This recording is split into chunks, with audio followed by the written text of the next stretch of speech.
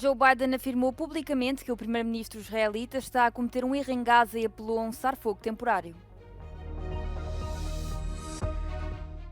4 pessoas ficaram feridas nos novos ataques russos em Selidov. A Rússia anunciou ter aberto uma investigação a financiamento de terrorismo.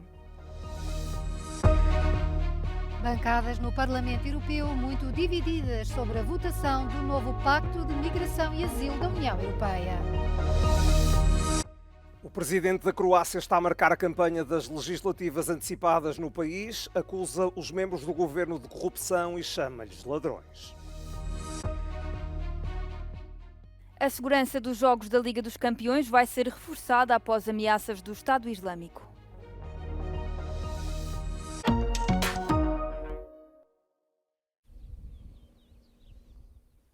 O presidente dos Estados Unidos, Joe Biden, endureceu a posição sobre a guerra na faixa de Gaza e afirmou que o primeiro-ministro de Israel, Benjamin Netanyahu, está a cometer um erro. Numa entrevista transmitida na terça-feira pela estação de televisão norte-americana Univision, Biden pediu também a Israel que avance com um cessar-fogo temporário para permitir a entrada de comida e medicamentos em Gaza. What I will tell you is I think what he's doing is a mistake.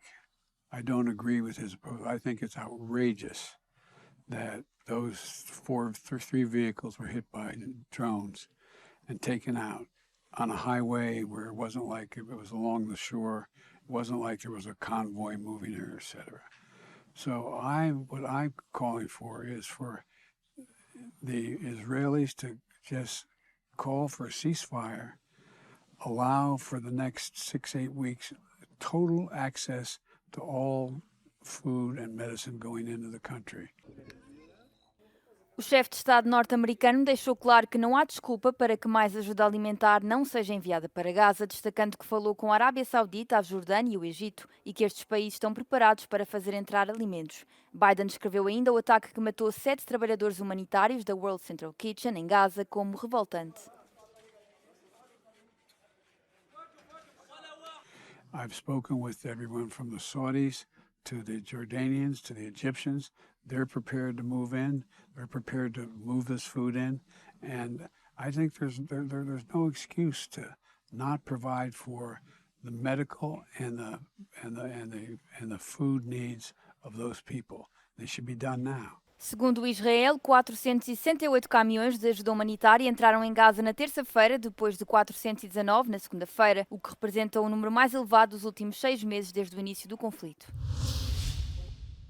Um ataque aéreo israelita ao campo de refugiados de Nuseirat, no centro da faixa de Gaza, fez 14 mortos e 30 feridos graves.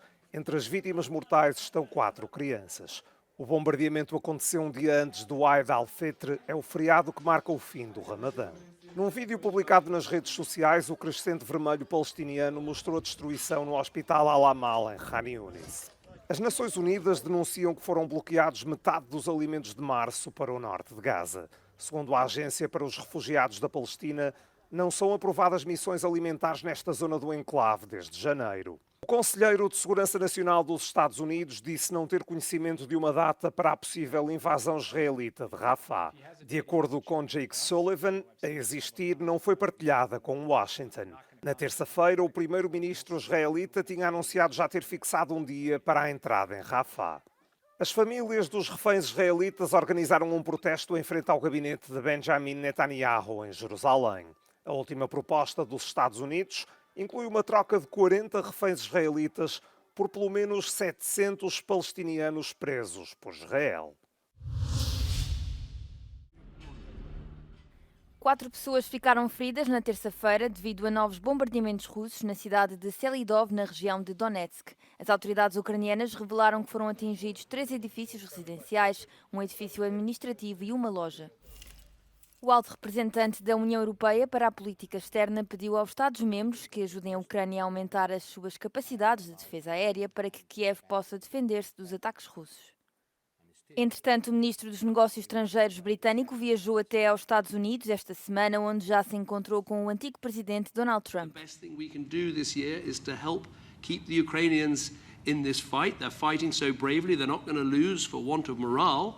The danger is we don't give them the support that they need. A Rússia anunciou ter aberto uma investigação para apurar a ligação dos países da NATO ao financiamento de terrorismo no país. Moscou acusa empresas norte-americanas na Ucrânia de terem recebido fundos que foram usados para promover atos terroristas. A grande reforma da política de migração e asilo da União Europeia está em risco face às divisões no Parlamento Europeu, que vota a legislação em sessão plenária quarta-feira em Bruxelas. O novo pacto, composto por 5 peças legislativas, visa criar maior solidariedade entre os Estados-membros na distribuição dos requerentes de asilo, que chegam sobretudo a 3 países do sul do bloco. Outro objetivo é tornar os procedimentos de asilo mais eficazes e rápidos e melhorar os controlos nas fronteiras. Em tese, as 3 maiores bancadas, que pertencem ao centro moderado, apoiam o pacto, mas há descontentamento entre os conservadores, os socialistas e os liberais. È veramente troppo poco, è un patto che rispetto alla solidarietà e alla costruzione di un sistema europeo veramente riformato non fa i passi necessari, se la prende con i più deboli e non costruisce la solidarietà di cui c'è bisogno. Quindi diamo un segnale chiaro, vogliamo una direzione diversa e per questo votiamo contro.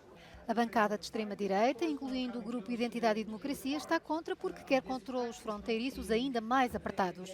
Já as bancadas da esquerda radical e dos verdes criticam o enfraquecimento dos direitos dos requerentes de asilo. Cada projeto de lei será votado individualmente e, se um deles for chumbado, corre-se o risco da Assembleia deixar cair todo o pacto que demorou 4 anos a negociar. Só no último mês de janeiro chegaram às Canárias mais migrantes do que em todo o primeiro semestre de 2023. Este ano, até agora, entraram no arquipélago espanhol por via marítima 13.500 pessoas, um aumento de 500%. Os menores que desembarcam nas Canárias ficam em centros de acolhimento. Vemos que cada vez van viniendo con edades más tempranas, lo que probablemente responda a que tienen información sobre esa llegada temprana a España, garantiza de alguna manera que puedan alcanzar su objetivo de tener un permiso de residencia, permiso de trabajo. Famara tem 17 anos e é natural da Gâmbia. Em novembro, apanhou barco no Senegal rumo à ilha da Grande Canária. You know, the time that my mother passed away, I think about because my mother take care of my younger brothers and my sisters, so I have to be the one take care of them in future. O plenário do Parlamento Europeu debate e vota esta quarta-feira o Pacto de Asilo e Migração. O objetivo é reforçar a resposta dos 27 em caso de crise migratória. O presidente da Croácia, Zoran Milanovic, está a marcar a campanha eleitoral para as eleições legislativas antecipadas no país. Milanovic anunciou a candidatura a primeiro-ministro pelo partido a que pertence, o SDP. Foi impedido de avançar pelo Tribunal Constitucional, mas diz que se o SDP ganhar, será eleito. Milanovic acusa o governo de corrupção, chama ladrões aos membros do Executivo.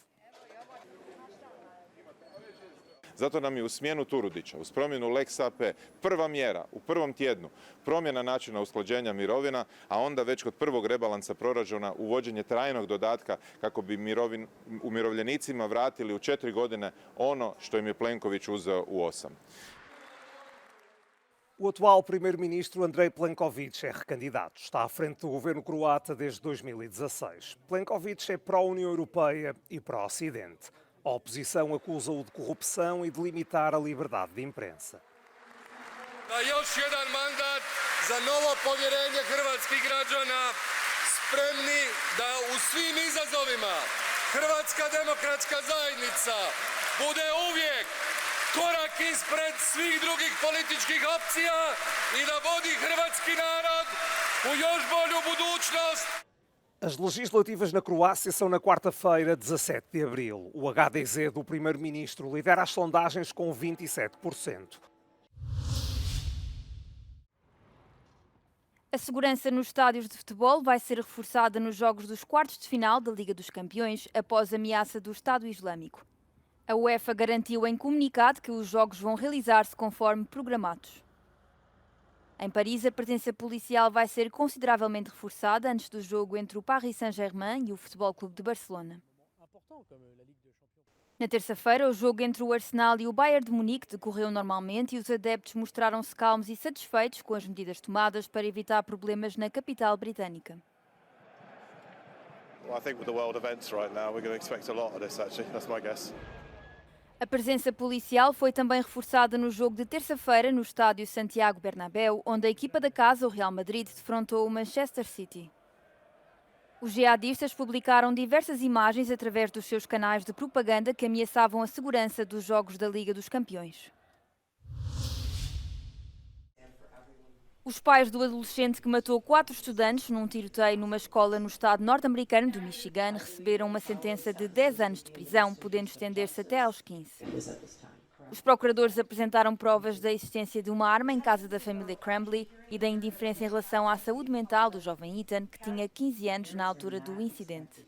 No dia em que Ethan disparou contra os colegas, os pais abandonaram uma reunião escolar sobre desenhos perturbadores que o jovem tinha feito, recusando-se a levá-lo para casa. Ethan declarou-se culpado em dezembro de 2023. Pelo menos 17 pessoas foram resgatadas com vida e 13 estarão desaparecidas na sequência de um naufrágio ao largo da ilha grega de Chios. O barco que transportava migrantes desde a Turquia terá naufragado depois de terem batido numa zona com rochas. A Guarda Costeira conseguiu resgatar 14 pessoas, incluindo 8 crianças, a cerca de 20 km da costa turca. 3 homens foram depois encontrados com vida já em terra. O barco ainda não foi localizado e a Guarda Costeira grega continua à procura de sobreviventes.